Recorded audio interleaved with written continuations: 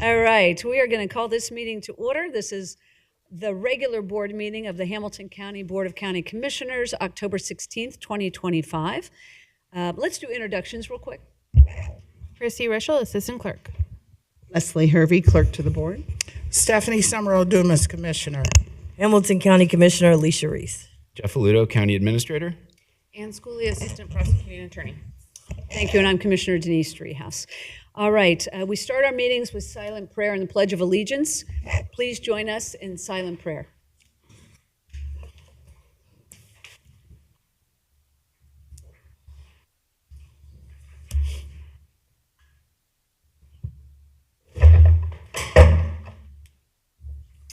Amen. I pledge allegiance to the flag of the United States of America and to the republic for which it stands, one nation, under God, indivisible, with liberty and justice for all. Thank you. I'm going to make a motion that we approve of the minutes of the previous session. Second. Commissioner Driehaus. Yes? Commissioner Summer Dumas. Yes. Commissioner Reese. Yes. Thank you. We have one person who has signed up for public comment. It's Nick Tolbert. I can see you. Come on up. You've got the pleasure of the floor for 2 minutes. Welcome.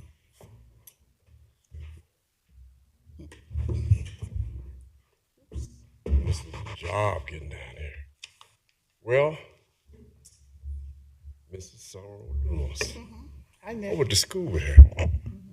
Well, the most important thing that I'm down here for is I've been talking to you guys about the Indigenous People Day for how many years now? Probably close to 10 years now. It's all out here now. The black people here in America didn't come from Africa. The person over at the Freedom Center, he know that. All history is being changed back to what it was. We were already here. And we're gonna do a festival that really helped me because I done had over 5 heart attacks and a stroke. And if it wasn't for natural medicine, holistic medicine, I wouldn't be here today. The medicines that we use today is not gonna heal us. It's not. You gotta go to natural medicine, and I'm solid evidence of that. And that's why I'm looking to fight to see if we can do this Indigenous People Holistic Festival. They had one out there north. The line is like 6 blocks long, people trying to get in there. And so I'm coming to you, and I'd like to be able to talk to you, Vice President, because I know you, I went to school with you. Just give me some pointers. I got a team that I could put together. I'm able to put together a team. I wouldn't have got on 3 national networks if I didn't. BET, PBS, and other national networks with a national television show.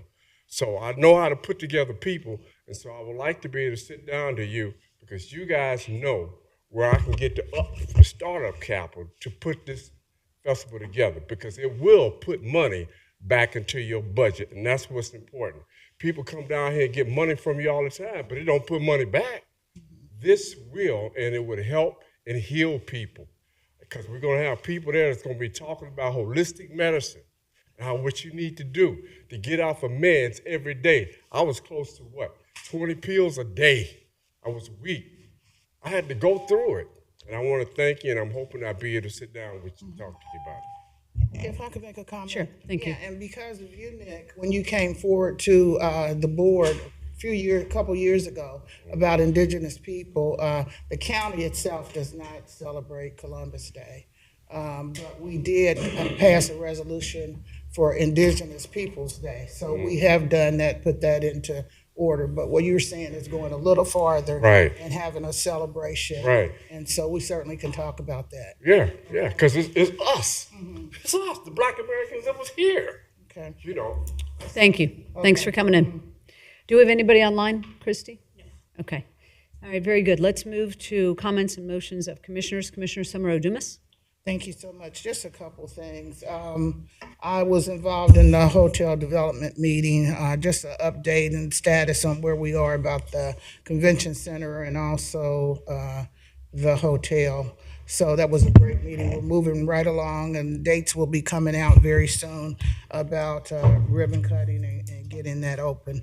And I also had a interview with VSC, Veteran Service Commission candidate, and very excited about this person coming on to represent my office, and she will be here the 23rd.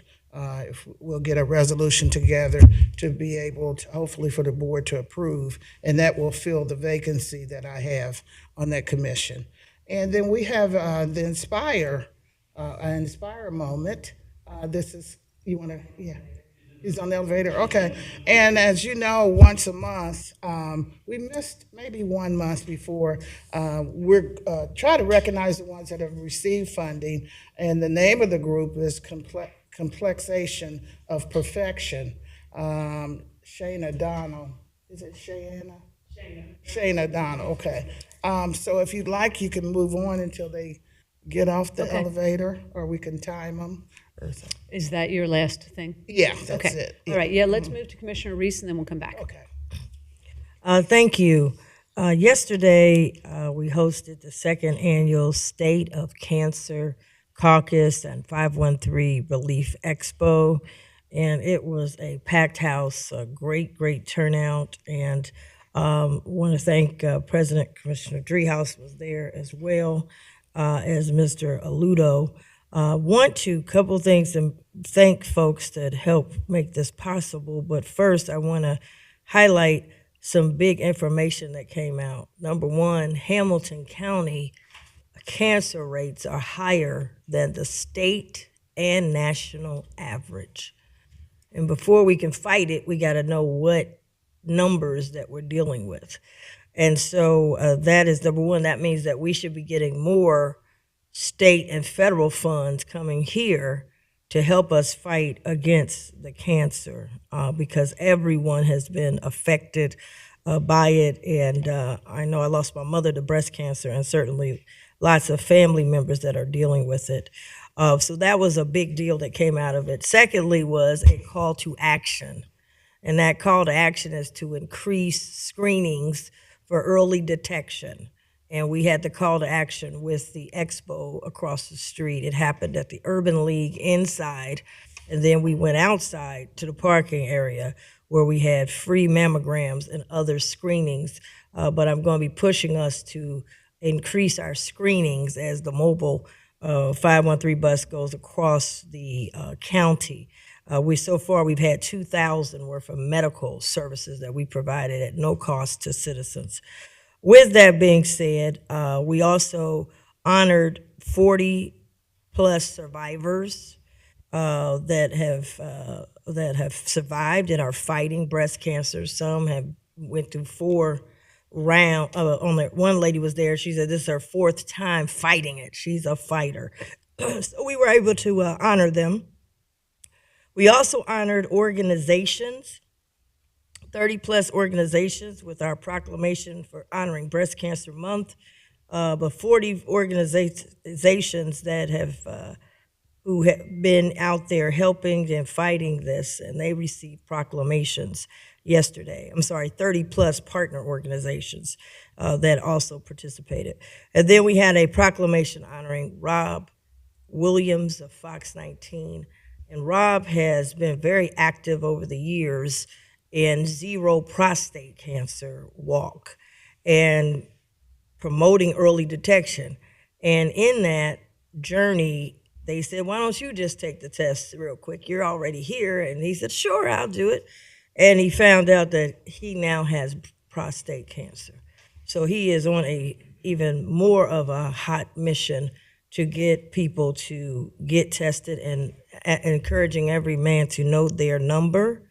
And we also had Marvin Butts there representing men, because men too can get breast cancer. So a lot of thank yous for pulling this off because that whole corner in Avondale was pink. First, we want to thank the Urban League for allowing us to be there. And I want to thank CEO Christy Coons, who was also there, giving a welcome, but her entire staff did a fabulous job, and I just want to really, really thank them. I want to thank Trevina Adams and Scott and the whole team, the 513 relief team, did an excellent job as well, and had lots of people at the expo. I think this year was better because we could just go across the street to the expo. It was just really, really great. Want to thank my staff, my chief of staff, Veda Stevens, worked really hard on this, and I want to thank my staff member, Jackie Taggart Boyd. Last year, Jackie was not working for me, and she came and received a certificate. She is a two-time breast cancer survivor and fighter, and now to come back and help lead on this project was more than just a work product for her. So I just want to thank her for being a survivor and then helping us honor other survivors.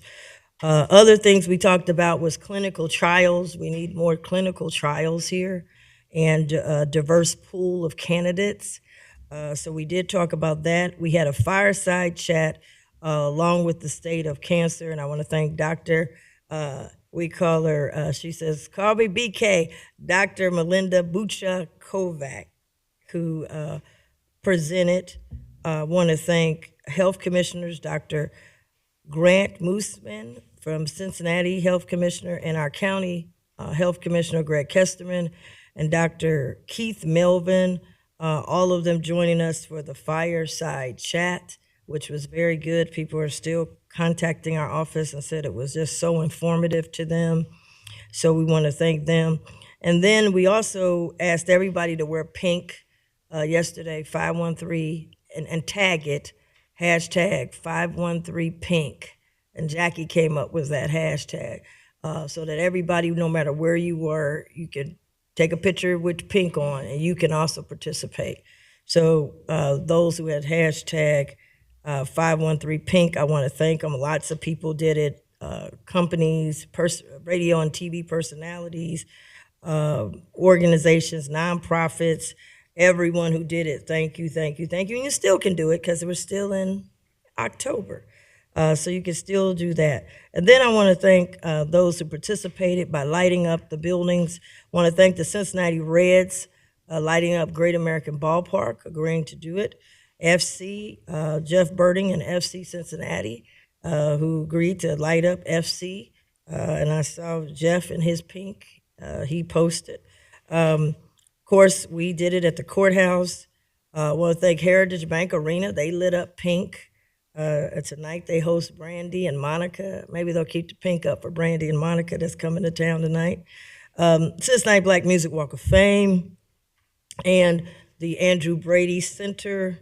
I want to thank all the county offices and departments that participated, as well as those at the courthouse. We had the auditor, the juvenile court, the engineer as well, and I saw Judge Sanders post herself in pink. Thank you very much. And then I want to thank Radio One, Dan over at Radio One, all the DJs, all of the participants participated. Want to thank Sloan at WOW and the people at WOW Radio, iHeart Media, they put on pink as well.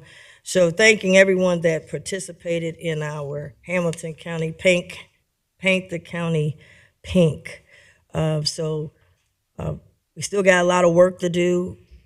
Cancer is an equal opportunity killer.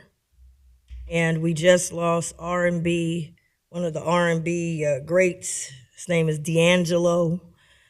He died suddenly at 51 years young from pancreatic cancer. That happened the day before yesterday.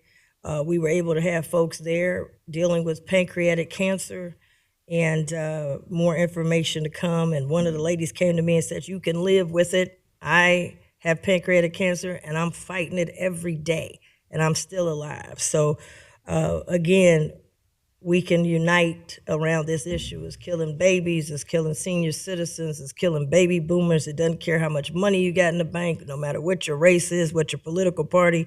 Cancer is an equal opportunity killer. And we've got to unite to get our rates of deaths down. We are also leading in deaths from cancer in our county. That's not the categories that we want to lead in. So excited to keep working on this issue, and hopefully next year we'll be able to see some movement and hopefully getting some of those rates going down. So thank you everyone that participated, and I also want to thank Amanda and Bridget from communications and JFS, of course, but I want to thank our clerks. Thank you all very much for helping out. We really appreciate it. And Mary Maui from Women and Girls Commission, thank you as well for helping out. So those are my thank yous. Brent Billingsley, we honored him. He was the artist that got cancer. He wouldn't go check on himself because he said he wanted to finish this art project, but then had to get rushed to the hospital. And thank God he is here. He's been on this mission of early detection. Well, Brent came and he provided had people making the little bracelets for breast cancer. And I want to thank him and his team for that. I want to thank Food for the Soul. They have been providing free food where they take the food and they repurpose it. And I do want to thank them as well. UC Health, we couldn't have done it without the partnership with UC Health.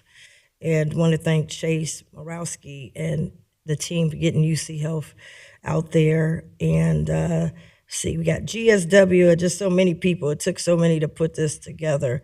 But again, thank everyone that was involved. It was a great success, a packed house, standing room only, and it shows that everyone's ready to fight the cancer. Also, the walk is this Saturday.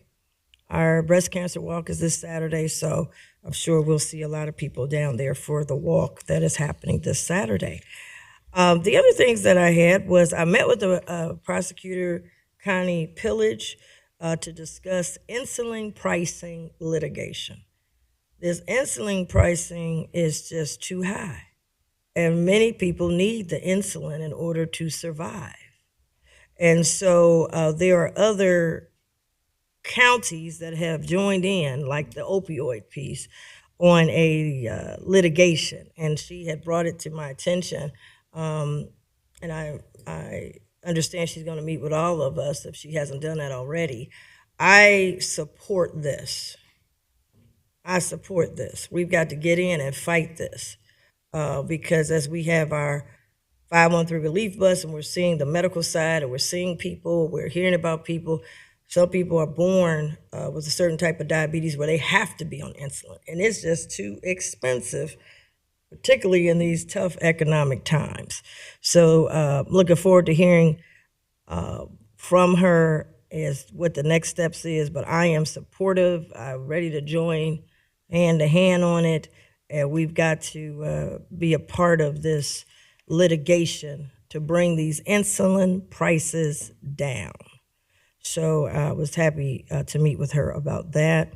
I also attended and participated in the First Ladies of Health event that took place at several churches around the city, but I participated at the one at New Prospect Baptist Church, Pastor Damon Lynch the third, as well as First Lady Regina Lynch. She put it together, and it was phenomenal. And they had everything there. And some of these things I want to make sure we try to get on the bus. They had dental. Pastor Hughes of New Jerusalem Baptist Church, his wife is a dentist, and they moved here, and she was doing dental assessments right there at the church. They had it all on, all the stuff and everything. And she also is with the Cincinnati Health Department. So we've got to get this on the bus. It can happen. They did it in a gymnasium at a church. It can happen on a bus that has all the equipment. So they did a great job. A lot of people were getting free flu shots. COVID is still here, people. It's still here. I just got a call today from a friend who's in the hospital from COVID right now. Right now, they're in the hospital.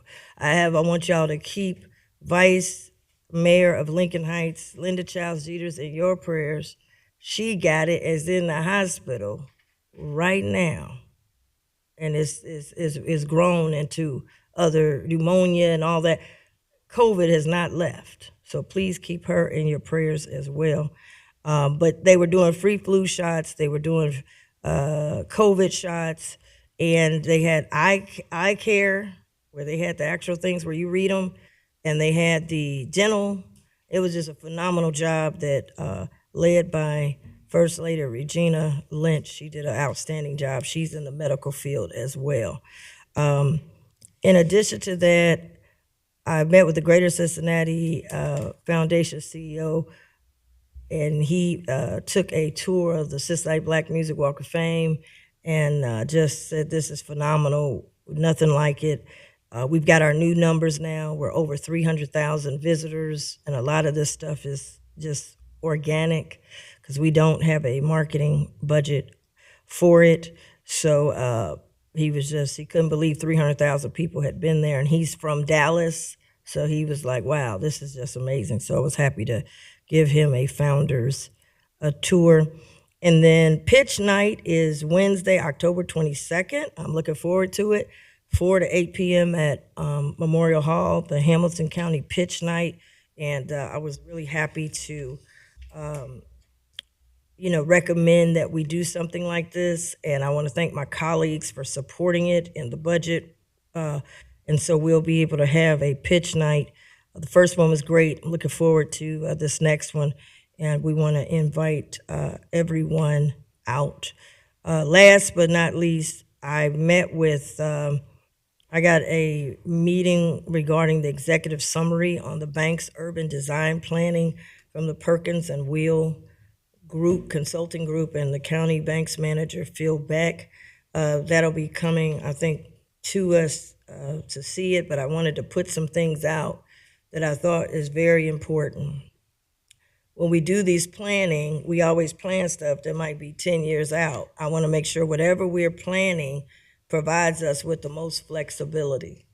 I am concerned with issues of safety, and I think some of the things in there does not increase safety, but increase risk down there by cutting off more streets, creating more alcohol outside. It would be alcohol outside the Freedom Center with a lot of dancing and all that. And I just think the Freedom Center, to me, it represents a sacred component. So I have some issues with that. I also had some concerns about the parking that is in the Bengals lease. Now, I didn't support the lease, but the lease did pass. And in there's a 9,000, obligation. And so when you start building all these things, they start cutting down parking, which would create a burden onto the county. I know this is a city and county joint thing, but the county must go to the table, making sure that whatever obligations we have in writing must be protected at all times. We don't want to create something where we have to now pay for and find other parking. We've done spent $1 billion on a parking infrastructure. So I have some concerns about that. They talk about, in addition, I have some concerns about going to the Planning Commission and getting some zoning change. We need the most flexible zoning possible, because right now, because the city wants you to build garages and not have flat lots, we have a temporary deal, but on the Hilltop site. But I just don't think we should be fighting about that. I mean, the city knows that we got our backs against the wall. Why would they make us have to put trees and parks and stuff that cost us, i.e. the taxpayers, more money for beautification that doesn't bring in any money? So I had some concerns there. Others, when they present it, I will present those concerns, but I tried to give them a chance to fix up more green space, more parks. None of that makes any money, but it costs us money to be down there. So I'm not for more trees. We have a 100-acre park already down there called Smale Park. And every time I look up, they talking about another park, another green space, another this, and it doesn't bring in any revenue. So those are the things I did express, and then I also expressed to make sure whatever we put today may not be relevant by the time you get the money to build it. So we just need to make sure that we have some flexibility. So those are the things that I have, and that's all I got right now. Thank you. Thank you. Commissioner Dumas, let's go back to you. Is your person here? Okay, yes. Alice, if you'd like to come up, we have today our Inspire Initiative recipient, and I'll let you talk more, Alice, about it. Good morning, commissioners and everyone. Today we have Shayna Donald, who is over Complexion of Perfection, which is a youth beauty pageant, but I'll let her tell you more about it. Thank you. Good morning.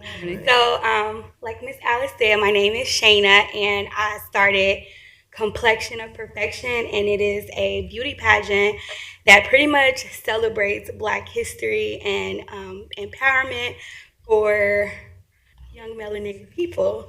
Why did I start the pageant? I started the pageant because about 4 years ago, we are in our third year. 4 years ago, my son came home from school during February, and in our house, we do celebrate Black history as much as we can. We try to do it all year. And he said, we talked about Rosa Parks today. He said, I learned about Rosa Parks when I was 4. And I'm like, yeah, I know, son. It's okay. So I just decided to bridge together two things that I care most about, and that is making sure that we continue to empower our youth and teach them about where they come from. If you don't know where you come from, you don't know where you're going.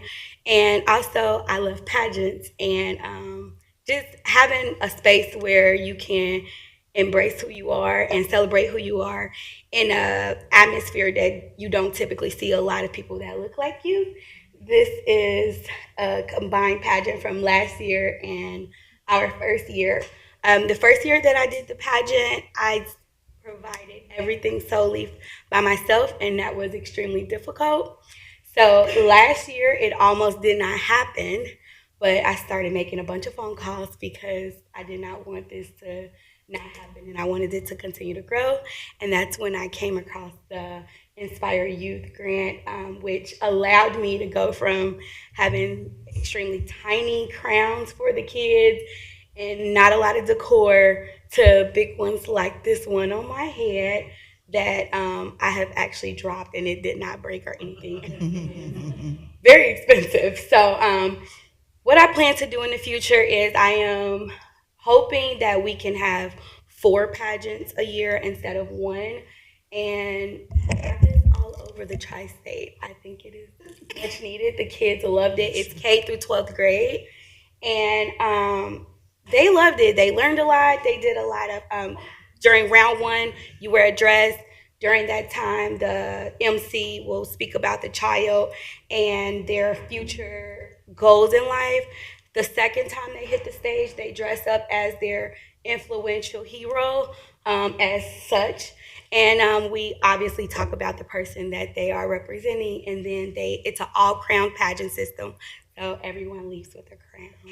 That is awesome. Thank you so much. And I had not heard of it. And so you being here and we're being televised, more people can hear about it. I think you might want to speak to what you focus on, though, those different areas. Yeah, absolutely. So we focus on education first and foremost, educating them on their history and where they come from. We also speak a lot to self-confidence. A lot of the kids, so the day before the pageant, we have like a group social event, and that's where they speak a lot. We talk a lot about self-confidence and empowerment, just being grateful and honored to be who you are. A lot of them have low self-esteem. A lot of them deal with issues with confidence and things of that nature, so we focus on that as well. And just having confidence and just their culture, celebrating their culture and being aware of it and not feeling like it's something that they have to dim their light on. And of course, we are in the community. Last year, we were set to participate in the Juneteenth parade, but it was unfortunately canceled. We had a float and everything together. So just getting them out into the community more and getting more people behind me, allowing myself to gain a team, I feel like the vision will grow and then they'll be able to see it more. That's awesome. Youth are our future, and that's a passion of mine. And so just to see this is wonderful. And if we start them young, then hopefully they can be the leaders of the future. Absolutely. So thank you so much. I'm going Thank to you. pass it over, see if our colleagues would like to. Yeah, thank you. Thank you so much for what you're doing in the community. So many of your priorities resonate as we think about the work that we need to do to inspire confidence and have kids especially appreciate their culture and their history. So really appreciate the work that you're doing in the community. Thank you. Commissioner Reese? Yeah, I just want to concur. Thank you for all you're doing.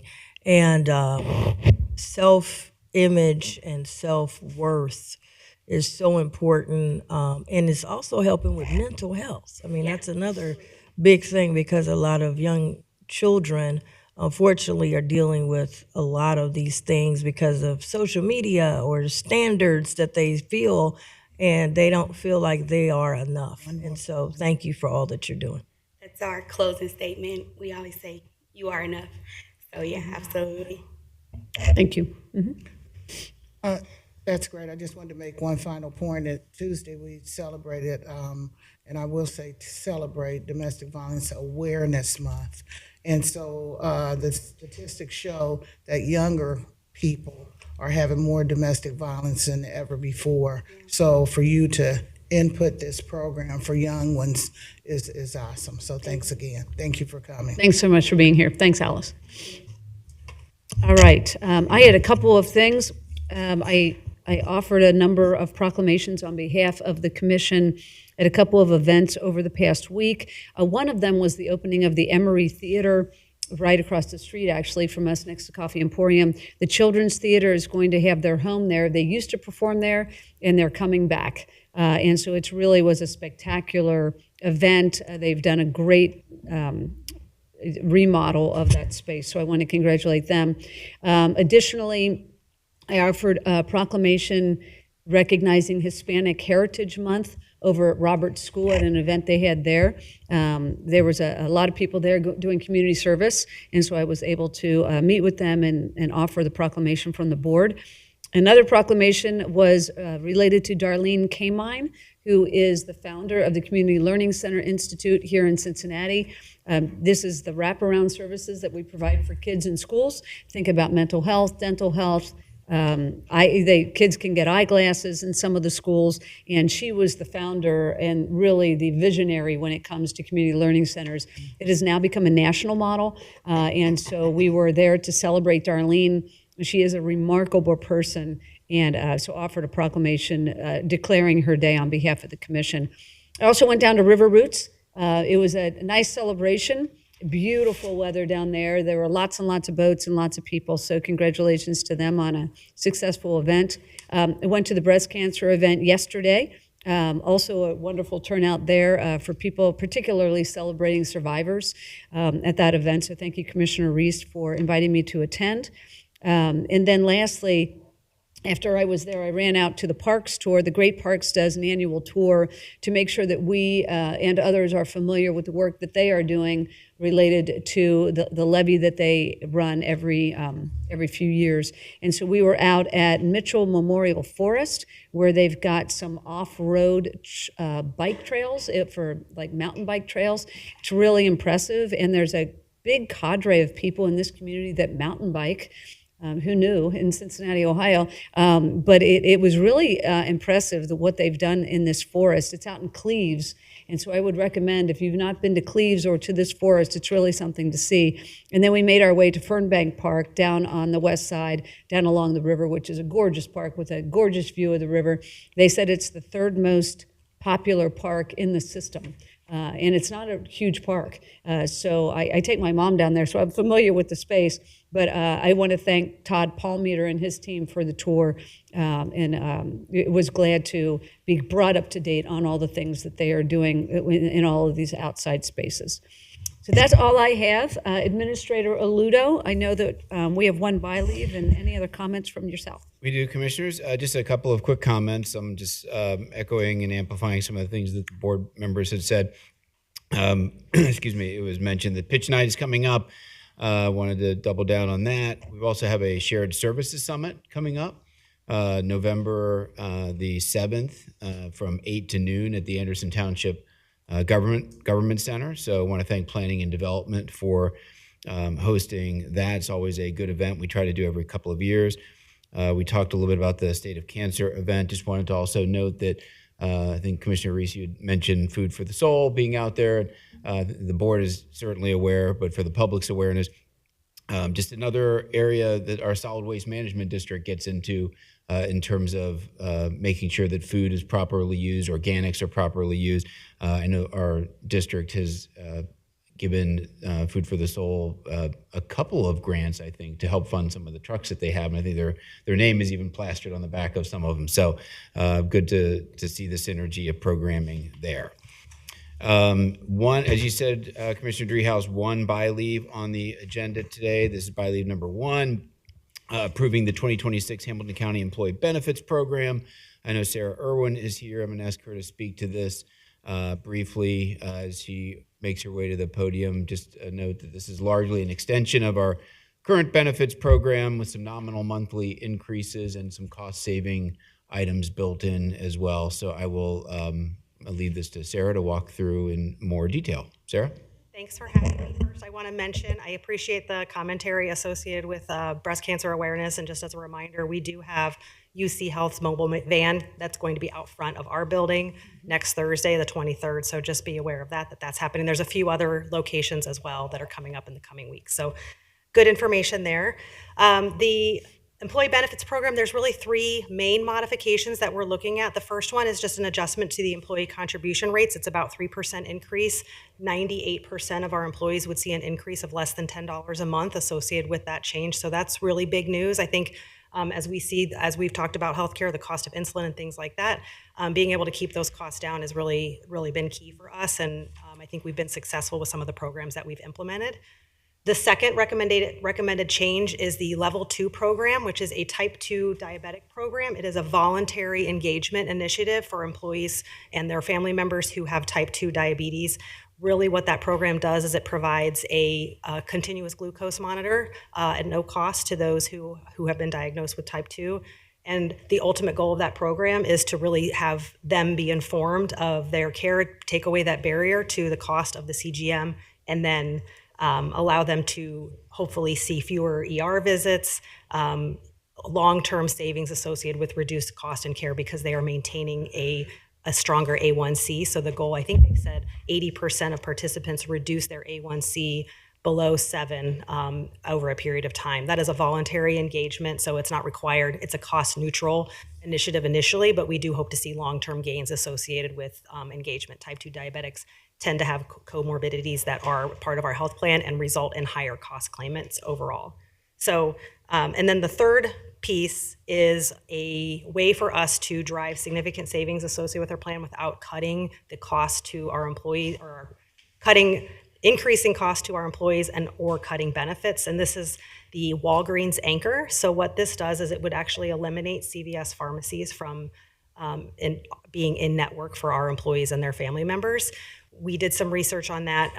Generally, when this type of program is implemented across the carrier, they have not seen a lot of noise coming from employees, and they will walk employees through if they have filled prescriptions with the CVS pharmacy in the most recent 3-month period. They will reach out and help them work through that process and make sure they get those prescriptions transferred in advance of that 1/1 date. So this would mean CVS pharmacies, including those that are inside of Target locations, because they're technically CVS, those would no longer be in network. That drives $800,000 in savings to our plan just by making that change. And again, employees will still have access to Walgreens, Kroger, Meijer.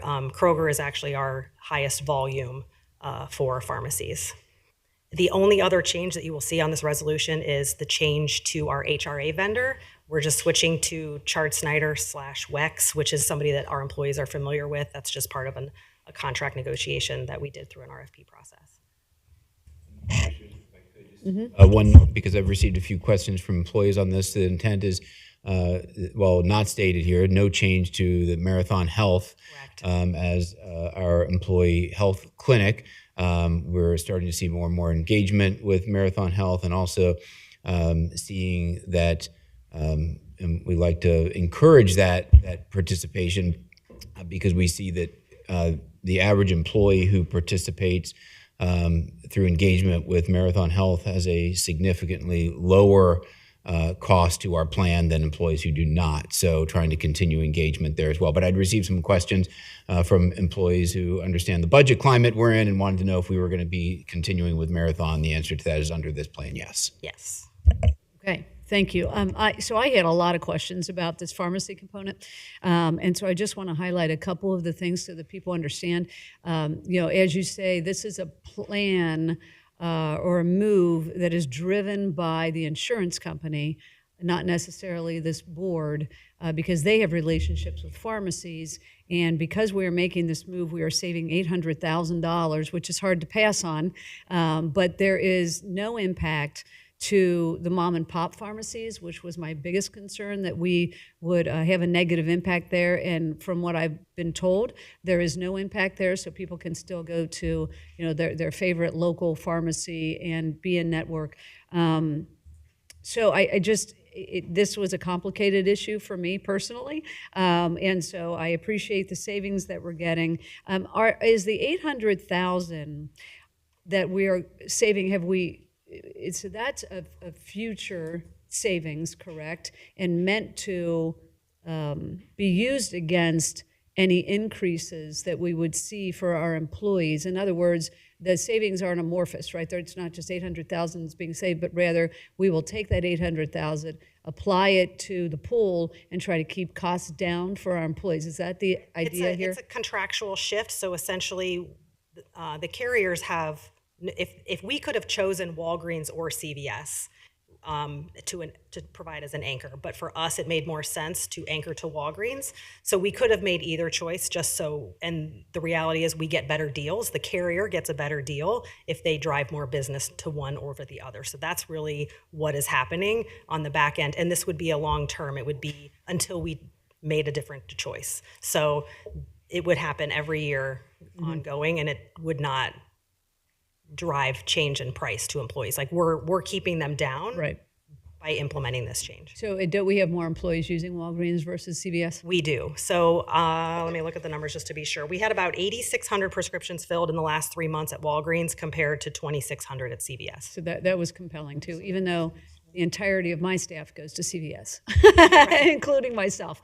But I understand that this is a saving, and it's hard to pass up $800,000. So I appreciate all the time and detail that you provided and that Jeff provided to a rather complicated issue. So thank you for that. Sure. Commissioner Summer Dumas. Thank you so much. Thank you, Sarah, for your presentation. As you were saying, we're trying to not increase as much as possible. We're really blessed to have a diversity of services that we're providing this day and time, and the fact that CVS will not be used if we pass this, that you came up with Kroger's and Myers and some additional ones we can use. So, and of course for me, the savings, the 800,000 savings was extremely important, and we're still able to go to Marathon and get the incentives for having the physical, as was said earlier. So I have no problem with this now. I asked you a lot of questions and you were able to answer them all. And I appreciate you bringing up Marathon, because there is still the opportunity for employees to visit Marathon and receive some of those prescriptions at no cost that they might have otherwise been filling elsewhere. So okay, thanks. Thanks. Commissioner Reese. Thank you. I had a lot of questions because I always like to have as many options as possible. The 800,000 in savings obviously is very hard to pass up.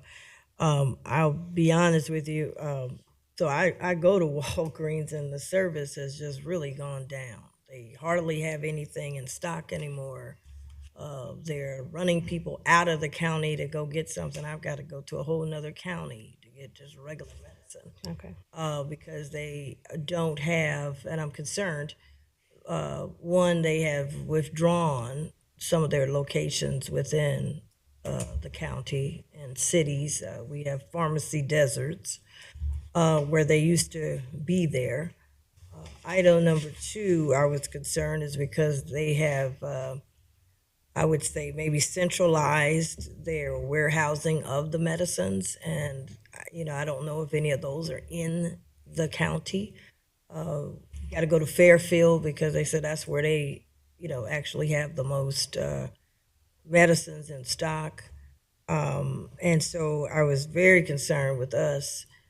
I know we have some other pharmacies, but limiting competition, if you will, because without competition, then people don't have to service you that well.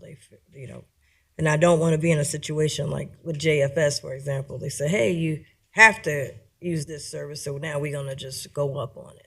Right. The other thing I was concerned about, I'd asked Mr. Ludo about, was the fact that Walgreens, they were recently privately acquired. And what happens if that happens again? They get acquired, or CVS acquires them. Now, we've said no to CVS. So, Mr. Ludo, I think you were going to address that. And what was the update on that? Yeah, so, and you're correct. So Walgreens was recently acquired by a private equity firm, I believe. So I think I would say at a very high level, this is something that we're going to look at over the course of this year. I think if we do see a significant reduction in service, it's something we can reconsider as we look to do our benefit selection for 27. If we see a major decline in number of locations, et cetera, if we see, I think given the fact that Walgreens was recently acquired, the chance for another wholesale acquisition is probably slim, but there is the chance that as they restructure their business units, that certain things get carved off, and if we see the pharmacy unit go somewhere else and it winds up in the hands of an entity that is not doing something good for the service of county employees, we can consider this again as we go out for our 2027 benefits program.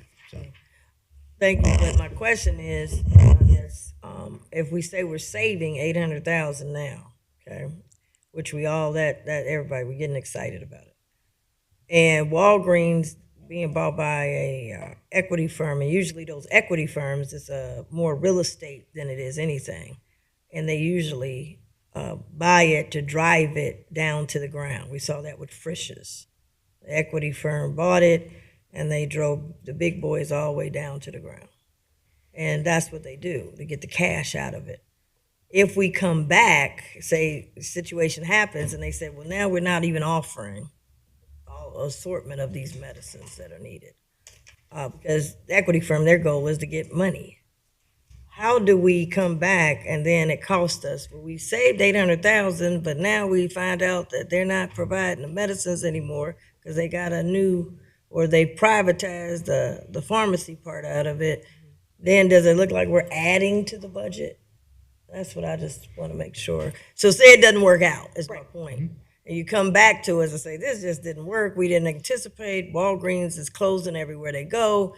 You can't get your medicine because we also get sales tax. So my medical sales tax went to another county. They sent me to Fairfield.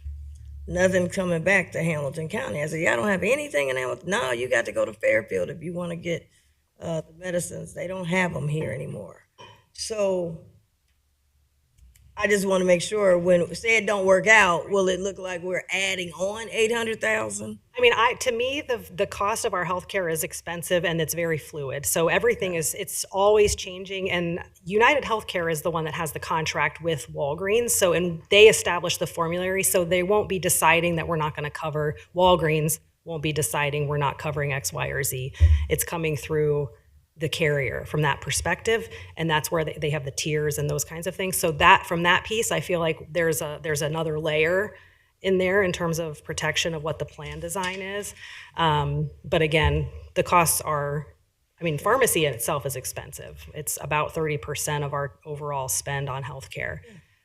So doing anything, and we could come back next year, as Jeff said, and say we need to go a different path. We need to look at something different to help fight the increase. So, well, with that said, I will go along with it today. I think those points that I brought out, I would like them definitely looked at. And even United Health, you go somewhere and they say, oh, United Health, oh boy, you got United Health. I mean, it's not the greatest thing either. And a lot of times people come work for the government because, not because we can't pay these big salaries. You know, if you go in the private sector, you probably get paid more for what you're doing here. We can't compete, but the thing that government always provided was you got good benefits and you got good retirement. And if you take away the benefits and retirement, then we're not the best deal in town. Yeah. And we want to get the best people working here. But when we start getting where our benefits ain't worth nothing and our retirement ain't good, they don't get the Social Security. So retirement's no good and the benefits no good, then it's not the best place to come and work. So I want to just, those are we always come in with what you call incentives, and that's what make people want to work here. Of course, it's their passion, but people got to, pay their bills too. So just wanted to keep that in mind and keep our eye on United Health, because I hear that they real tricky, and keep our eye on Walgreens, who has left many communities with empty buildings. And we have pharmacy deserts around our county. And then we want people to obviously spend money in our county because that's what keeps our sales tax and things going. So just keeping that in the future, those are some of the questions that I had and wanted to put them out on the table. But I will, move forward, as my colleagues have said, the 800,000 certainly is something, it's hard to pass that. And I would just say, just briefly, thank you for the questions, Commissioner, on that. One thing, and I won't answer this question directly today, but I think it's a good thing for the board to be aware of, and that is we have in the past surveyed our health benefits relative to the market and in the private sector as well. And in the past, we've compared pretty well. I think it's been a few years since we've done that, I think. So you guys may do it internally frequently, but it's been a few years since we've provided that formally to the board. So that's maybe something we should do as well. Just so that if I'm a commissioner, I may want to have a good understanding as to how we're compare on that with other employers. And employees do still really value the benefits that we offer. They are still really rich benefits in comparison to maybe not everyone, but with most entities out there. So we're doing a good job of making sure that we are maintaining that tradition of offering good benefits. So, good. Well, I'd love to see that. Thank you. Yeah, I would too, especially in context of the budget. Yep. And what we provide for our employees, wages, benefits, retirement, getting an understanding of that. I mean, my impression has always been we have pretty good benefits and a pretty good retirement too, and that does encourage people to stay with the county. So thank you for that. Okay, so I'm going to make a motion that we approve of buy leave number 1. Second. Commissioner Dreehouse? Yes. Commissioner Summer Dumas? Yes. Commissioner Reese? Yes. Thank you. All right, we've got we've got 2 regular agenda items. Todd Long is here from the engineer's office. Welcome. Thank you, Commissioners. First item is a resolution for consultant agreement with Burgess and Nyepel contract consultants for the Comprehensive Safety Action Plan. It's project 502503. This project is located in all of the townships, all of the unincorporated areas of Hamilton County. We put a request for qualifications out in April. The overall agreement amount is for $500,000. The funding summary for this is that we received a Safe Streets for All federal grant for about 80%, or $400,000 of the $500,000 total. The remaining $100,000 will be coming from the Permissive Auto Fund for the County Engineer's Office. We estimate completion of this contract in February of 2027. This allows us to use this particular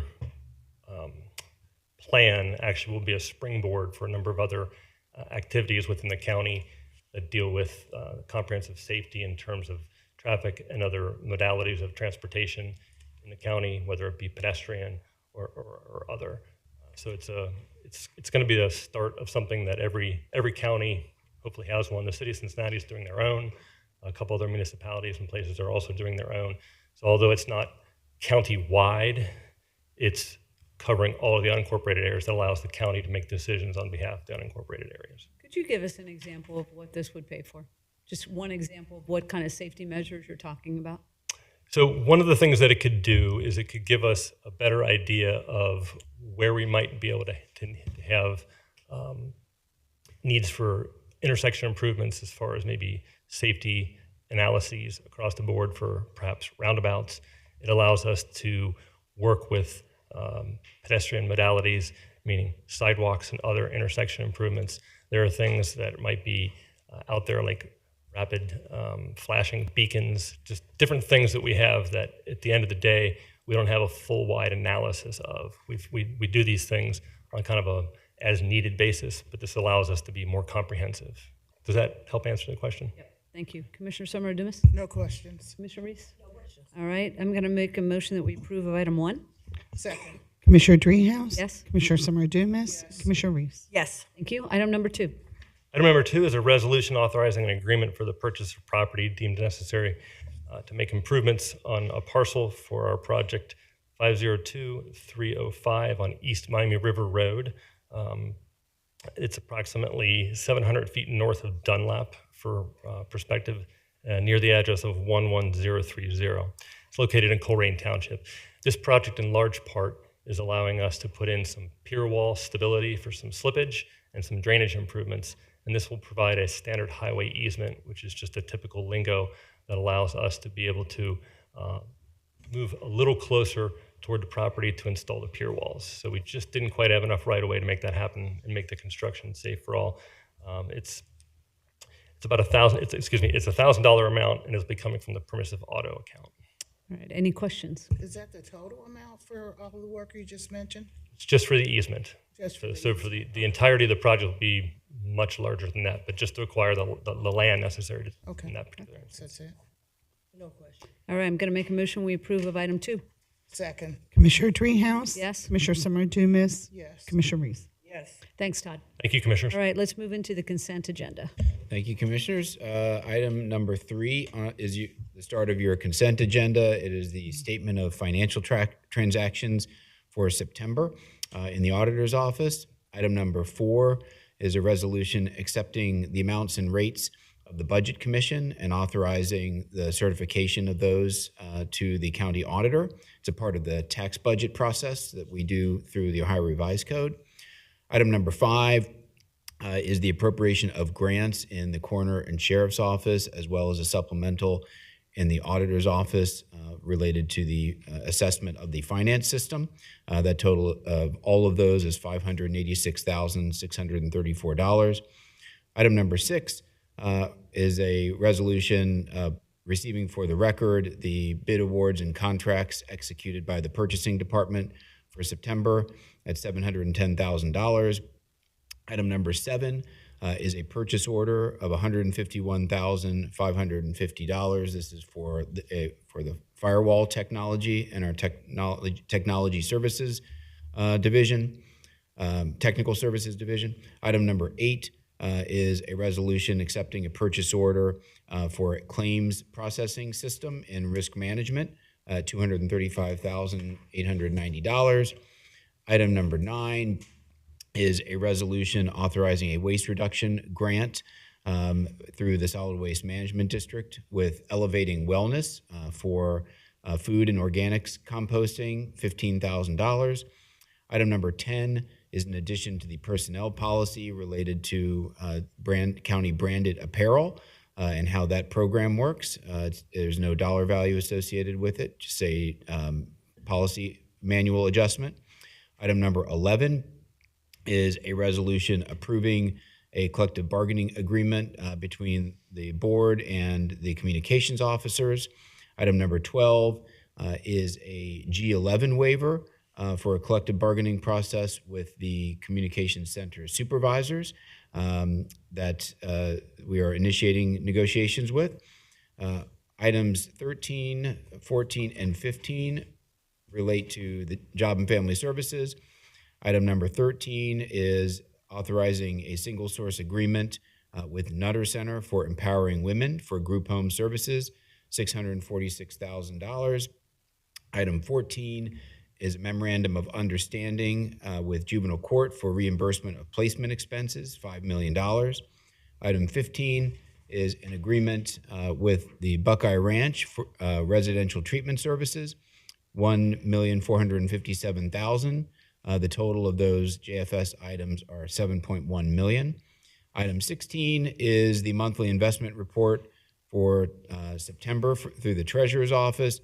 And item 17 is a request to travel at the county's expense, one employee from the Coroner's Office to Indianapolis, Indiana. And that is your consent agenda, Commissioners. Thank you, Jeff. Questions, Commissioner Summer Dumas? No questions. Commissioner Reese? Yes, I do have one. On item number 4, I just want to make sure this is the tax levies and certifying. I want to make sure we're getting ready to go into a budget, and certainly the issue of I want to make sure I'm not tying my hands regarding the property tax. Yeah, no, good question, Commissioner. And I believe we are scheduling for staff meeting a discussion of this item next week. Perhaps what the board has asked for in terms of the House Bill 96 exemption options, discussion of inside millage, those types of things. We've touched base with the auditor's office. I touched base with the office as early as this morning just to ensure that passage of this item would not restrict or constrain any action the board wants to take in that regard. And we were told both through staff and my conversation this morning that no, it does not. It's just a part of the tax budget process. To the degree the board decides to do something later, that would be an addition, potentially a reduction, but an addition to the tax duplicate that would be applied. Okay. So then my question is there a time limit on why this needs to be today? If we haven't set the tax rate, I mean, I understand it may not affect it, but it's like we're voting on something and then we would go back if we were to pass a property tax relief package.